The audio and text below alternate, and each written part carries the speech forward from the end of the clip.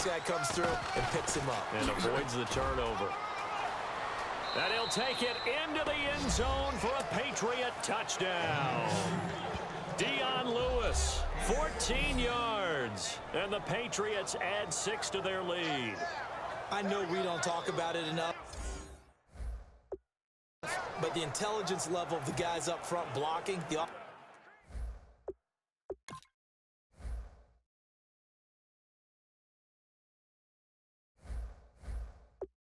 offensive linemen, maybe the smartest guys in football overall. Add in a little bit of athleticism and a whole lot of toughness, you've got a lot to deal with, don't you? That's why the guys in the backfield get them really nice Christmas gifts, right? If they're smart, they do. It's good, and it is now 21-7. A 4-play drive spanning 80 yards, and it ends with a New England touchdown. Gostkowski now, after the touchdown, he'll send this one away. Fielded about a yard deep. And he'll get it up to about the 26-yard line, just across the 25. Matt Ryan and the offense heading back onto the field. And how does he rally the troops, so to speak? He's played well, but they're down big on the scoreboard. How does he get his guys going? To make sure they understand it's not a me game, it's a team game. Everyone has to come together. Everyone has to up the level of play a little bit, including himself, and find a way to make some plays in order to give them a little bit of a spark and rally the team. We'll see if they can indeed rally down big on the scoreboard right now.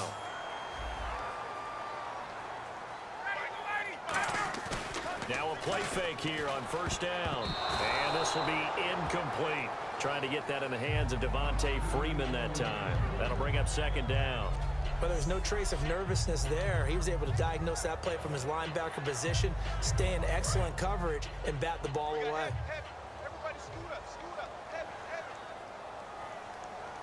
And they're going to go soft on the corners.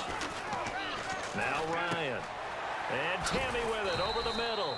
6 yards is the pickup, and that'll lead to a third down. Partner, it's a lot of fun watching the NFL now, isn't it? Because when the big fella runs routes, it used to be when we were kids, he'd run about 3 different routes, and that was it. Now he can run anything and catch the balls we just saw there. An extra defensive back in the game now here for 3rd and 4. Now it's Ryan. And he can't come up with a pick. Nearly his second of the game. Instead, 4th down.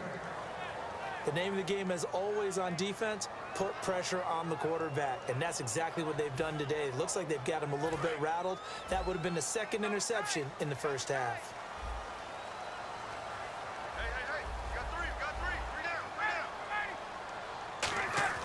They'll try and throw for it with Ryan. And the defense has it covered. It's intercepted. A great read, and it's picked off. And his crew will take. And that's a great example of ball skills right there, partner.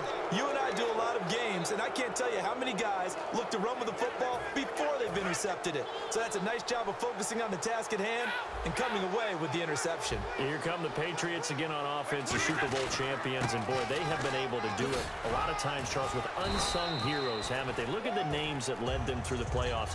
Hogan, White, Lewis, guys you just wouldn't think of. Yeah, Dion Lewis, a 5th-round pick, 3 touchdowns against Houston in the divisional round. Chris Hogan, undrafted. He ends up having 180 yards in receptions, including 5 plays of 20 yards or more against the Pittsburgh Steelers. And how about James White, a 4th-round pick out of Wisconsin? Think about who he played behind while he was at Wisconsin, and he turns out to be the unsung hero of the Super Bowl. Would have been the MVP if it wasn't for Tom Brady. And you mentioned James White at Wisconsin. He was behind who? Melvin Gordon and Monte Ball, right? That's correct. I've got to make sure that I don't take Tom Brady's greatness for granted, that we make it routine. How about that throw right there? Yeah. Another great completion. And you know one area where he honed his throwing? He was a catcher in high school. He was actually drafted by the Expos in 1995 in the 18th round. Wow, that would have been something to see him behind the dish. Think he gunned down a few guys? Gunned down a few guys trying to steal second. That would have been fun to watch. So the incomplete pass brings up second down. Well, they went for all the marbles there on that long pass. He caught it, just couldn't stay in bounds. So difficult, isn't it? Because you have so many things you're going through on that play, trying to get open, trying to catch the ball. Into double coverage, and it's intercepted. It's Desmond Trufant. And a big turnover there as his guys will get the football back. Brandon, this is a veteran quarterback back there. He should know better than to make a throw like this. This is definitely not his best ball, and I think he knew this was trouble the second it was leaving his hand. They go back to the air here, and he's going to be brought down. Back at his own 6-yard line. The defense rising to the challenge and setting him back on the sack. Well, so much for setting the tone of the drive offensively. Giving up a big sack that loses that kind of yardage, not a great start. On second down, here's Ryan. Oh, nearly picked. And maybe lucky there. This guy doesn't drop many defensively. Third down. I know that interception was dropped, and it would have been their third of the game, and I will guarantee you, in the huddle, on the bench, all the defensive guys have been talking about is, we've got this guy right where we want him. Who's going to get the next one? It almost becomes a challenge, and they've missed a golden opportunity. Third and long. It's Ryan. And that is incomplete. He was looking for his tight end, Jacob Tamme, there. And that brings up fourth down. And that drop will cause a little bit of angst for the play caller because you know they've worked all week game planning and flexing the tight end out and making him a matchup issue for the defense. They had what they want. And from their own end zone, it's a fake. But he will not make the first down marker. And that'll be a turnover on downs. It's such a risky play there to fake it. You're either the hero or the GOAT. Here they're going to be the GOAT. Unfortunate, too, because you know they thought they had something there. They don't call it just to call it. They don't just say, oh, what the heck, let's go ahead and fake it here. They feel like they've got something on. They've got the defense in the right spot. Just unsuccessful in that opportunity. They'll go to Blunt, try and pound it in. And he's over the line and into the end zone for a Patriot score. LeGarrette Blunt taking it in from 2 yards out, and the Patriots add on to their lead. And Charles, he's able to dive in there in a short yardage situation. Just find a place to get to the end zone. Didn't matter where it was, but once he did, used his nose for the end zone and dove in. The point after try for Gostkowski. And oh, he takes off with it. It's a fake. And he's going to cut it back right. And he'll cut it out to the sideline. And he will get into the end zone to extend the lead by 2 more. Partner, they're up big. They snapped the ball from the 15 for a regular PAT, yet they fake it and get it. Is the kicker's leg tired? What's going on here? I don't know, but defensively, now with this deficit, now you add 2 more onto that. They fake the PAT. That stings a little. It definitely stings, and I know the guys that I played for, they wouldn't be as mad at the opposition as they would have been at us for allowing that to happen. That'll be taken in the end zone. And this return net's positive as he gets past the 25 and up to the 27-yard line. Here comes the Atlanta offense now ready to take over here. And what do you think goes on here in this situation? If you got the football, you're trailing, you're back in your own territory with just a little time. Do you try something? You're thinking about jump-starting your team, right? You just mentioned it. They're down. They're trying to get back into the game. But you got to figure if something goes wrong, you may have put yourself in a spot where you may not be able to come back in the second half. Managing risk, this is a big decision here. CD, wanted to get your thoughts just on the landscape of the offseason for each of these teams. Super Bowl in the rearview mirror, but so much going on. People look at the draft a lot. But there's a lot more that goes into the offseason for these front offices, is there not? It certainly is, and then even before we get to the draft, you start with the combine, that's held in Indianapolis every year, and you have about 350 of the top prospects coming together to get their physicals and interviews and on-field performance, and all that will get evaluated along with their game tape.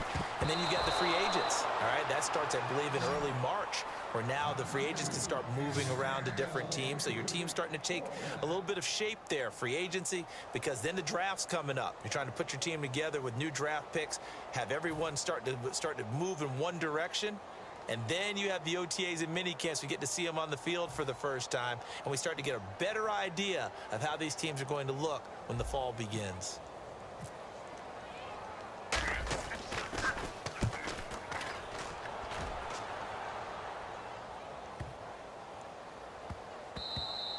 And no one there to stop it. Hits at the 8, but it carries all the way into the end zone for a touchback. Okay, partners, New England comes out here to take the field on offense. This is such an interesting story, how they've been able to do it year after year after year. Guys talk about parity in the NFL. Well, New England has kind of transcended that parity, and they've done it with guys that you don't normally think of as household names. The parts keep changing for New England. That's the amazing part. LeGarrette Blount, the 40. The 20, 10, 5, and all the way in. Touchdown, New England.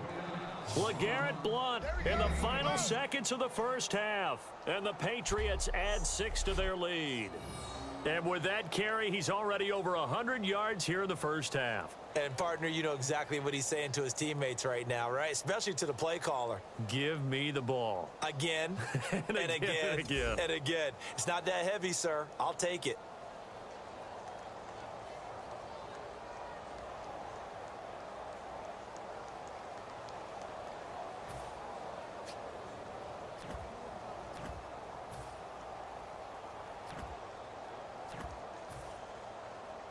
Extra point try for Gostkowski.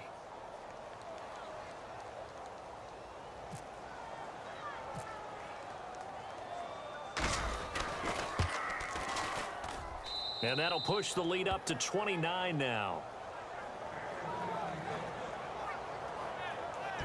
Those are the ones the offensive coordinators dream about. One-play drives from that distance. What an effort. It results in the touchdown. Boy, I guess they're going to keep trying to put the pedal to the metal here. They're going to try an onside kick. And a good job here by the Falcons. Their hands team able to recover it. A second quarter onside kick there that failed. Is that something that maybe they had dialed up before this game started? It feels like it, doesn't it? That they thought they had the right situation, and the right approach in going after it. Also may signal that they feel like they have the superior team, that they can try these sorts of things and it won't come back and hurt them later.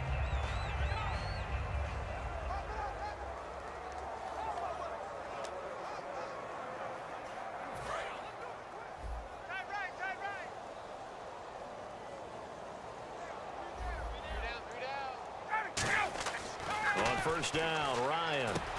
Caught on the right side by Jones. And here he'll be brought down a little shy of the 35 at the 36. Hey, Charles, give me water. Jeez, Chuck, they cut off the halftime show again. Quicker than anticipated, ready for the start of the second half. That's fielded in the end zone. And the decision to bring it out is going to cost him about 7 yards all told as he's taken down back shy of the 20. The Falcons set to get things rolling on defense again here. They are down on the scoreboard as we begin the second half and looking to avoid a bigger deficit. And I can just hear the coaches now. I can hear the head coach. Guys, first 5 minutes, first series of the second half, offense or defense. You've got to set the tone. They'll try to set that tone here. So what will they do? On the ground, through the air, let's see. 2nd and 9.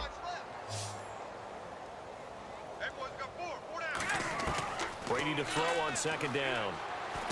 He gets it into the hands of Gronkowski, complete. And he'll get this up to the 34-yard line. And 15 yards there on the catch and run. Coaches always harp on the quarterback reading the defense and getting it to the open man. That's good recognition there. And how about what he did after the catch? Yeah, hit your tight end, let him get some rack. Yeah, when he gets moving, not many guys want to come over and put a hit on him, do they? Right side, that's complete to Gronkowski. Give him 9 there on the first down completion. See him now play and understand just how tough it is to cover tight ends, especially the ones running around the NFL nowadays. Makes me glad I didn't make it in that league. I would have had a really difficult time. But now you get to sit up here with me. Yeah, and that's fun, isn't it? And what a really nice game right there on first down for them. Brings up a nice second down for them. Hey. 4 down. Now Brady throwing on second down. Over the middle, it's Amendola. 23 yards on the play. Well, if you do read man coverage, Brandon, the drag route's a pretty good one to run against it because you're running away from people on it.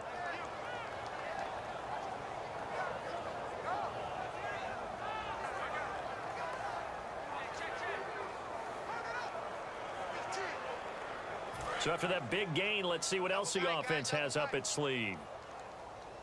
Hey, we got 4. We got 4 down. Blunt, the lone running back. Throwing on first down is Brady. Going underneath to Blunt. And this time not quite to the 30. It'll be down at the 31-yard line. And just in general, Charles, on a play like that, how tough is it for the defense to account for a running back essentially being a receiver downfield? It's very difficult, especially if the running back has skills like a receiver, and you're aware of that before the game even begins. So throughout your practice sessions, you're going to want to be aware of him. Where is he lining up? What can he do? What kind of damage can he do to us downfield? And who can match up with him without weakening our overall defense? You're exactly right. It's a tough task to match up to him. Good throw, good catch, but I really like the route. The drag and being able to run away from defenders, hard to stick with them for that long. Yeah, better against man than zone, or better against man, because now you're running away from someone and you're not running into a defensive player in another zone. Hey, we got tight ends left. Well, we looked at each other right when he flinched. We knew that flag was coming. And he takes it into the end zone across the chalk. Now, there is a flag down, but I think that's offsides on the defense. Yeah, I think that's going to stand, partner. Offside, defense.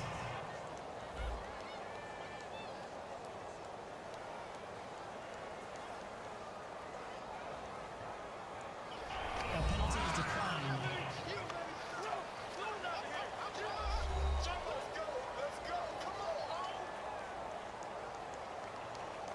Touchdown, baby. Let's go.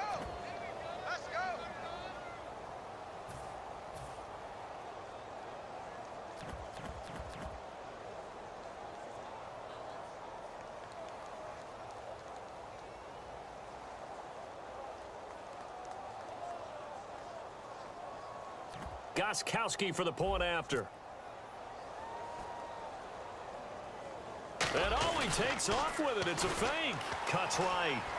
And the cutback to the sideline. And he gets in.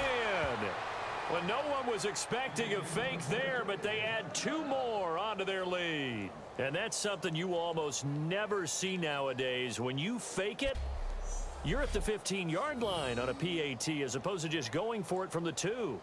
I'm sorry. I know they got it, and congratulations to them, but it's just not a good play. I mean, the risk-reward is really off the charts, not in your favor. Run your offense out there. Put it on the 2-yard line if you want to go for 2, but I'll be darned. They ended up getting that one, didn't they?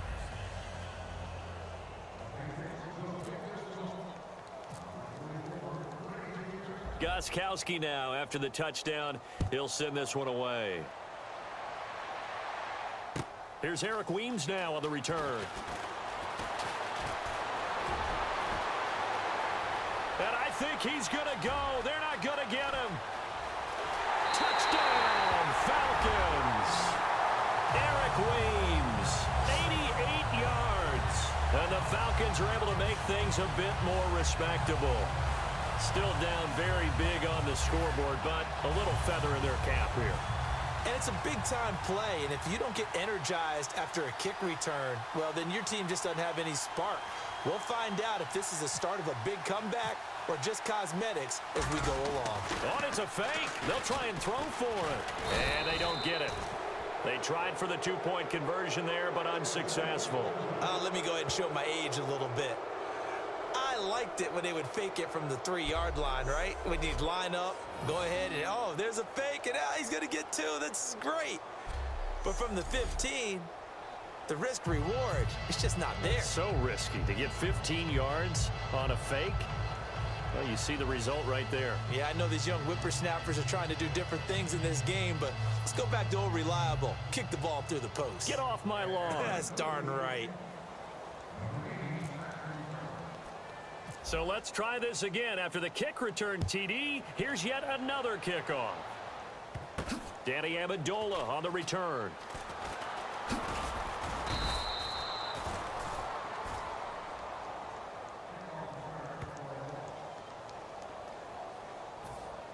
So the Patriots coming out now. And that last drive, a long drive, but not just that, they had a great air attack going. Do they stick with that? I would think that they would, because if they were confident enough to do it on the last drive, starting backed up in their own territory, why would you change anything? They've got to be confident about what they're presenting and continue to do so. Yeah, because the secondary, they really look clueless. And that was amazing because that drive went and went, no adjustments and no big plays by the defense to knock the ball away. Just what you want on a first down run. Call it 8 yards, and it's 2nd and 2. You know how we get focused at end of the half and into the game situations about how much time's on the board and, you know, what you need to do? Sometimes you don't have to worry about that. That's just smart football. You know, that kind of a lead, staying in bounds, it burns clock, even in a situation that we're not really focused on it. On 2nd down, here's Brady. Finding time. It's a loss of 2, now 3rd down.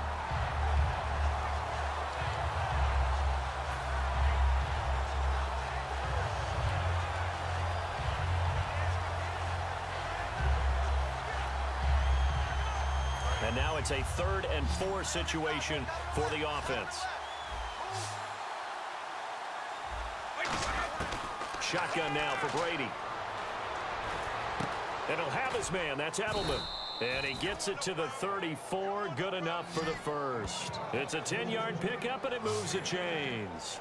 The former 7th-round pick, Julian Edelman, just continues to have such a productive career. And has made himself into a receiver. Remember, he was a college quarterback, and not just a productive one, a very good one. At Kent State, right? Yes, a great leader, a guy who could make plays with his feet and his arm. Got to the NFL and had to convert into being a receiver and was drafted that way. And that conversion, oh boy, it's been good. 10 yards still left on 2nd down. Well, the numbers have been good in the passing game, and certainly a big reason why they have the lead. But now here, 3rd quarter, maybe go to the run game a little more? Yeah, perhaps. I mean, after that incompletion, a little credit to the defense for shutting them down on that play. Maybe you try and run the football a little bit more in this spot. But they have to feel good about how they've been throwing it overall. It'll be a loss of 15 on the play. And they're going to face an uphill battle here on 3rd and long.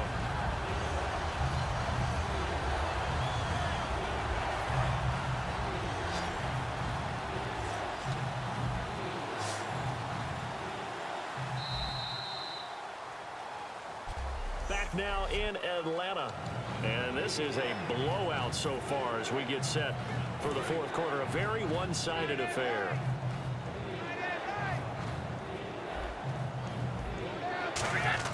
On 3rd and long, it's Brady. It's caught outright, Amendola. He won't go down. Oh, he's got some breathing room. Past the 20. 10, 5, and oh, at the end of it, he stripped. Ball comes loose, and the Falcons grab it. And he'll actually lose about 7 yards on the return, but they have...